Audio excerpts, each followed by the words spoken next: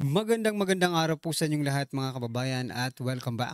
Dito po sa PNR at eto nga mga kababayan, winasak Senado. Nako, lagota puksaan ng Senate President. Heto na, panic sila dito. Yan mga kababayan, patungkol po riyan ang ating alamin at bibigyan ng komento ngayong araw na ito. Pero bago pong lahat, kung bago ka pa lang at dito po nakapag-subscribe sa ating munting channel, please don't forget to subscribe. At palike na rin po ng video ito. Maraming salamat po. At eto na nga, simulan na po natin to. Sawa na ang bayan ko sa magnanakaw na tao.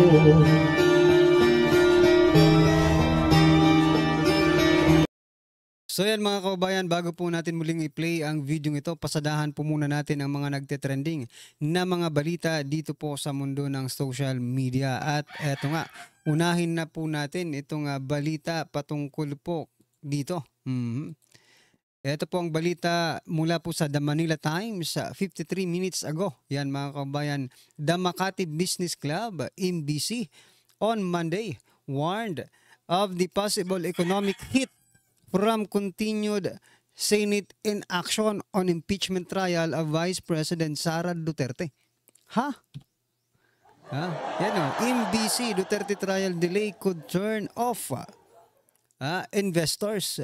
Aba, si Vice President Sara Duterte pa ang sinisisi kung bakit mawawala ang mga investors sa Pilipinas, mga kababayan. Ayon po yan sa Makati Business Club. Kayo ba, Makati Business Club, mga bulag ba kayo? Ha? Ano naman ang kinalaman ng mga negosyante sa pag-i-impeach kay Vice President Sara Duterte? Noon pa man, sabi nga sa mga nag-comment dito, noon pa, pag-aapo pa lang ni President Bongbong Marcos Jr. ay na-turn off na sila. Na-turn off na po ang mga investors. Bakit?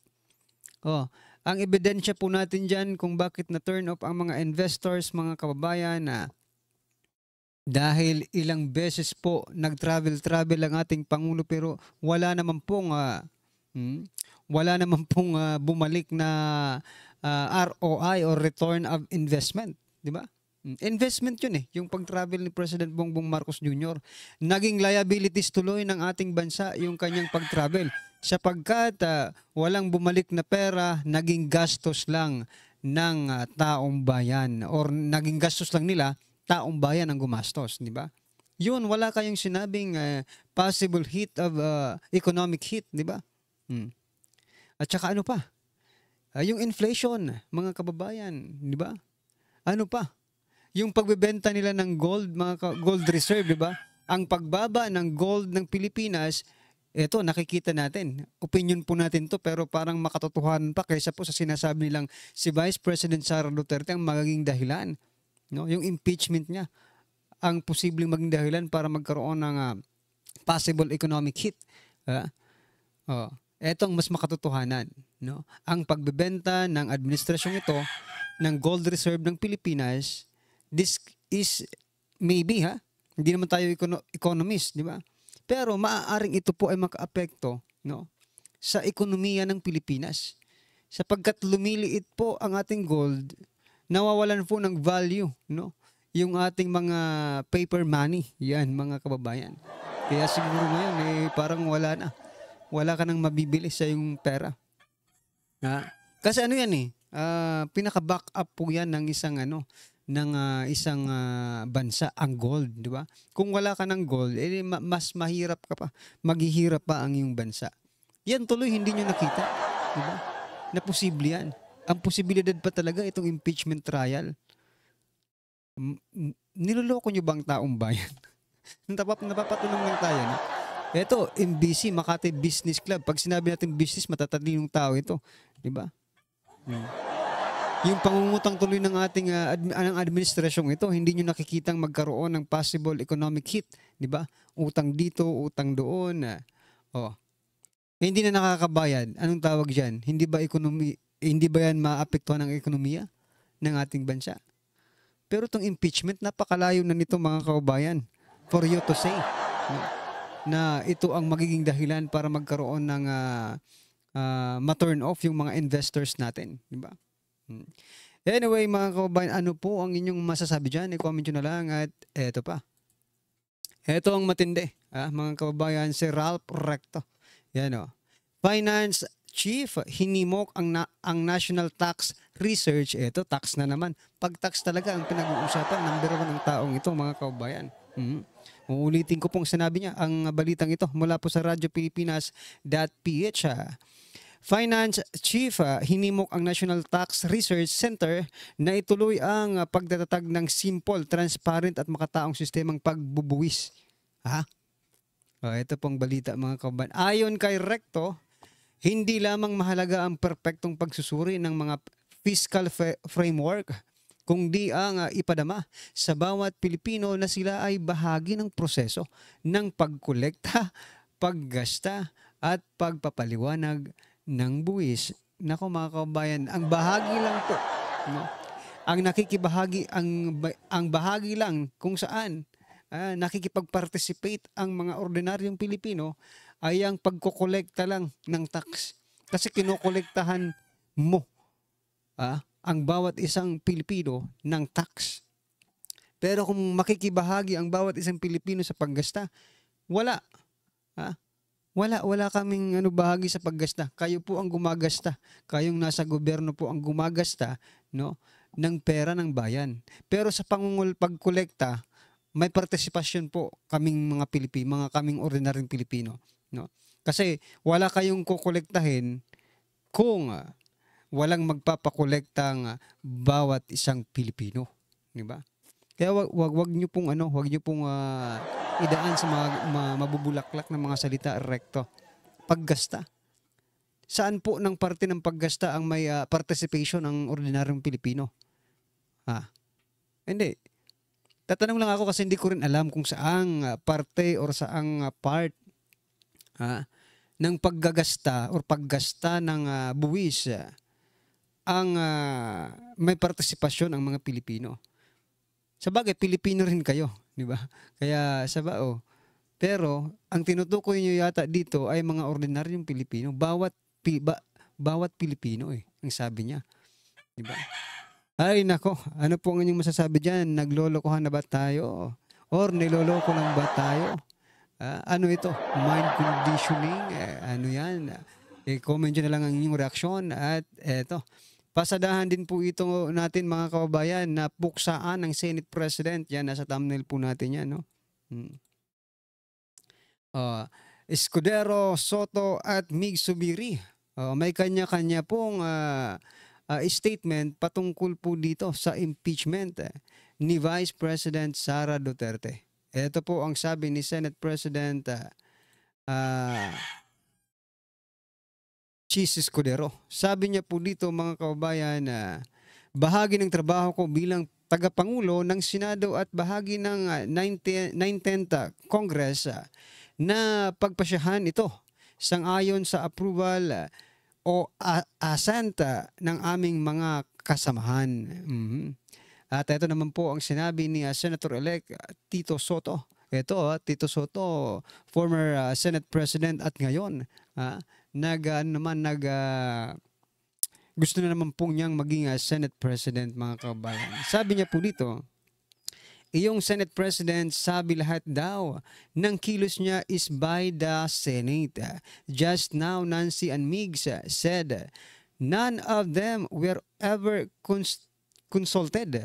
One thing I never did was lie to the media. Ang isa daw sa one thing I never did, ibig sabihin, isa daw sa hindi ginawa ni Tito Soto ang magsinungaling sa media. Ito naman po ang sabi ni former Senate President Migs Subiri. Sabi naman po ni Mig Subiri, mga kababayan, hindi naman kami pinagsasabihan. Ang gusto ni Senate President mag-debate at magbotohan sa floor. For me, that's not right. He should show leadership and say, okay, let's meet. Itong plano, itong gusto nating gawin. Yan, mga kababayan, ano po ang inyong masasabi? Mukhang nagkakaroon ng iba't ibang perception, iba't ibang tawag dito, bugso ng damdamin, kumbaga, ang ating mga former and Senate President, mga kababayan. Pero ito lang, no? Kung ito, total, napapag-usapan naman natin ang Senate President, mga kababayan, ipag-usapan na rin po natin si Senate President, si Senator Rodante Marcoleta. Sabi naman po ni Senator Rodante Marcoleta patungkol po dito sa impeachment trial na gaganapin sa Senado. Sabi niya po wag niyo nang subukan, mapapahiya lang kayo. 'Di ba? Mapapahiya lang daw itong mga House panel, no? Prosecutor ng House, mapapahiya lang. So, ano po ang inyong masasabi diyan sa sinabi ni Senator-elect Rodante Marcoleta and the people's choice to be the Senate President? Yan, mga kabayan, i-comment nyo na lang. At eto, pasadahan po natin itong si President Bongbong Marcos Jr. Patungkol naman po ito sa mga guro kasi magbubukas na po ang klase, no? Ito pong sabi ni President Bongbong Marcos Jr., ang teacher, nagtuturo yan, hindi para yumaman, hindi para sumikat. Magagaling naman ang teachers natin, kulang lang siguro sa suporta. Totoo. Pero mga kababayan, di ba? May mga pangarap din yan mga teachers natin di ba? Kaya nga yung ibang mga teachers oo nga, hindi para yumaman, pero may mga pangarap po tayo, di ba? So mga teachers natin ngayon, mga yung iba nagti-TikTok, yung iba sa Facebook, di ba? Minomonetize na nila yung kanilang mga ginagawa. Mga kababayan, no, kulang lang siguro sila sa suporta. Yun ang wala kayo siguro sa suporta sa mga teachers, di ba? At saka, totoo yan. Nandyan sila para hindi yumaman, no? Nandyan sila para sa future ng ating bansa. Pero ito lang, mga kababayan, wag naman natin i-single out yung mga teachers na para hindi yumaman. May mga pangarap din yan. Kung kayo nga mga politiko, di ba? Kung kayo nga mga politiko, ang ano ninyo, ang parang job description ay to serve the public, di ba? Pero bakit nagpapayaman rin kayo, di ba? Pero bakit mas inuuna pa ninyo yata ang kaban ng bayan kaysa sa pagsiservisyo sa taong bayan, no? Pero bakit parang mas addictus pa kayo sa kwarta kaysa po sa pagsiservisyo sa taong bayan, di ba? Kasi kung maayos ang serbisyo ng taong bayan, malamang sa malamang, hindi na po mahirapan ang ating mga guro kasi bibigyan nyo sila ng suporta. Tama po yung hindi nagpapayaman, pero bakit ang mga politiko patuloy sa pag-upo sa kanilang mga pwesto kahit ayaw na ng taong bayan gagawa at gagawa ng paraan para lang makaupo at makapagpayaman. Isipin ninyo Mr. President, public service po ang dapat na inaatupag ng mga public servant. Yung mga politikong wag na natin i-mention yung mga lalay, yung mga lalay at ang tawag isa, lulo. Basta, alam nyo na yan, mga kababayan. Anyway, ano po ang inyong masasabi dyan? I-comment nyo na lang. At eto, President Bongbong Marcos Jr. nag-ala karpentero. Yan, mga kababayan. Actually, hindi mo na kailangan gawin to. You are the president. You have to command. You are the commanding officer. So, taga-utos ka lang ng mga gagawin. But, eto, OA na ito, hindi na po ito kapanipaniwala na ikaw mismo dyan, di ba? This is for the sake of photography, photo ops, mga kababayan. Tingnan nyo naman, di ba? Tingnan nyo naman. Anong masasabi nyo dyan, mga kababayan? Ang galing, di ba? Sino kayang kumuha ng picture na ito? Yan, di ba? Kayo ba naniniwala that President Bongbong Marcos Jr. is really sincere of what he is doing? Baka matulad ito kay Mar Rojas. Di ba? Si Mar Rojas, di ba? Traffic. Ito naman, naging karpentero na. Hoy, hindi na panahon ng eleksyon ngayon. Hindi na panahon. Bakit ganyan ka pa? Move on. Yan mga kabayan, ano po inyong masasabi dyan? I-comment nyo na lang at eto. Pasadahan din po natin yung sinasabing 200 pesos wage bill. Sabi po ni former Senate President Subiri. Nakikita niya pong mabiveto itong 200 pesos wage bill. Yan mga kabayan. Ito pa naman sana yung legacy. Sinasabi nila, di ba, sa balita. Ay patupad mo na yan para maging legacy mong 200 pesos wage bill na yan. Maaaring nakikita po ni Senate President na mabibeto po ang 200 wage bill na yan. Naku po, baka may nabudol nung panahon ng kampanya, ha? Kasi panahon po ng kampanya, yung midterm election mga kababayan, ito po ay parang sumabog na bill na ito, no? Na-i-share pa nga natin yan dito sa ating vlog, ano? Itong 200 pesos wage bill. At sinabi nga natin na baka hanggang election lang ito, hindi matupad. Ito nga, nakikita ng hindi na matutupad ang 200 wage bill na ito. Pesos bill na ito, mga wage bill na ito. Ano ba yan? Well, anyway, hindi pa naman tapos at hindi pa napupunta sa presidente ang presidente po. Ang aasahan ng taong bayan para mapatupad ang 200 na dagdag pasahod sa ating mga kababayan. Ayan mga kababayan, asahan nyo po na sana ipatupad yan ni President Bongbong Marcos Jr. Ito pa mga kababayan, pasadahan din po natin ang ito. Hindi ko alam kung bakit nakikialam ang mga ito sa politika. Ayon po kay Archbishop Socrates Villegas, ito ang sinabi niya mga kababayan. I don't know kung mag-a-agree kayo or magdi-disagree kayo sa kanyang sinabi. Pero ito po mga kababayan ang kanyang statement. To delay the trial or even to abort, it is to suppress the truth. It is a sin. The opponent, the devil, is rightly called Prince of Lies. Oy, kung Prince of Lies ang pag-uusapan, total na-mention mo namang ang Prince of Lies, malamang sa malamang hindi po yun si Vice President Sara Duterte. Yun po ay si President Bongbong Marcos Jr. Ilang ulit na tayong pinagsinungalingan, di ba? Mula sa flood control project, sa KOJC, sa ICC, di ba?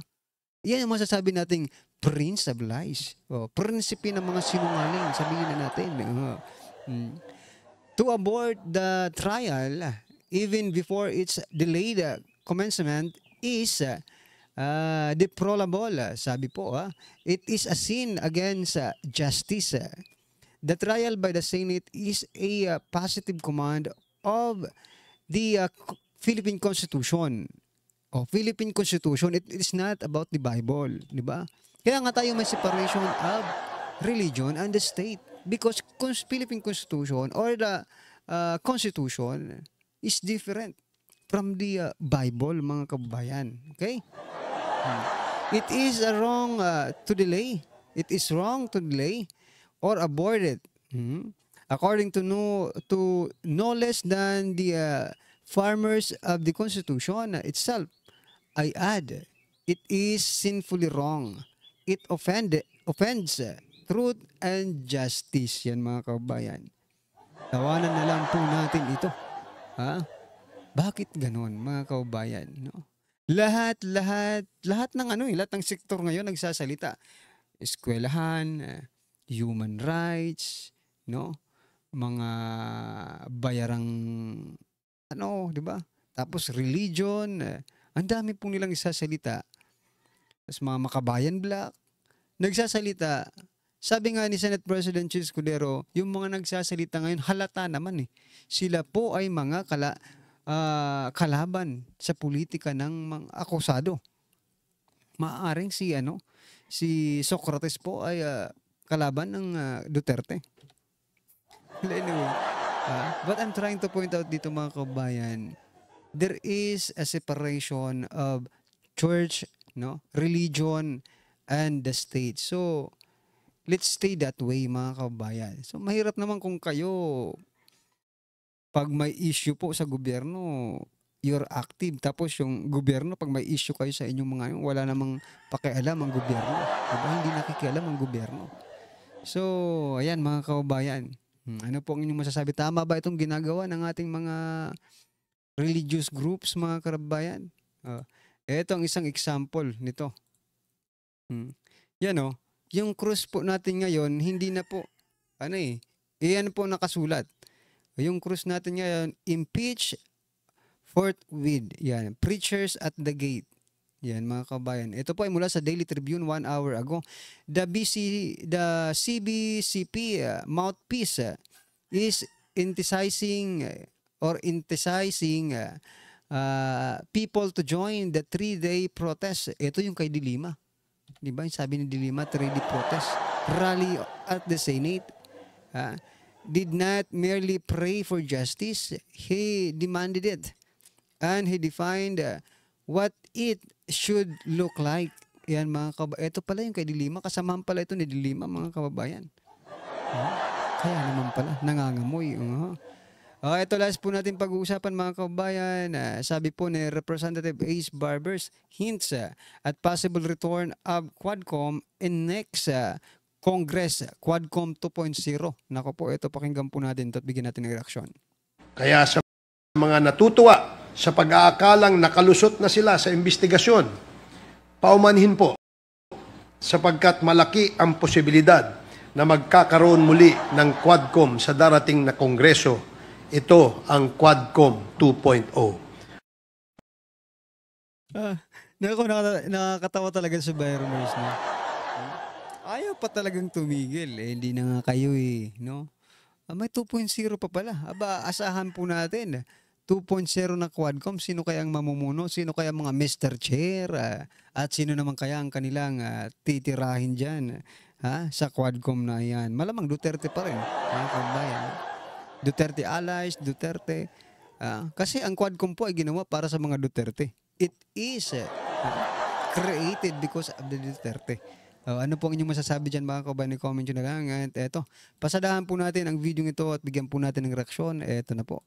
Ito, bigyan natin ng reaction, opinion, itong post ni Lance Duterte.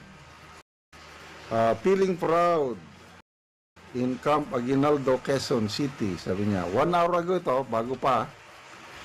BP Inday Sara Duterte, with our hardworking and valiant men in uniform. Wow! So, kararating lang ni BP Sara galing sa The Hague, Netherlands. So, trabaho na naman siya. Nako, ang isa sa inuna niyang kinausap o fellowship, whatever, mga sundalo natin na tuwan-tuwa. Okay, pakita ko lang itong mga pictures na pinost ni Kona. Yan siguro mga commanders ito. Yan. Yan, nakikipag-alaman, Ito.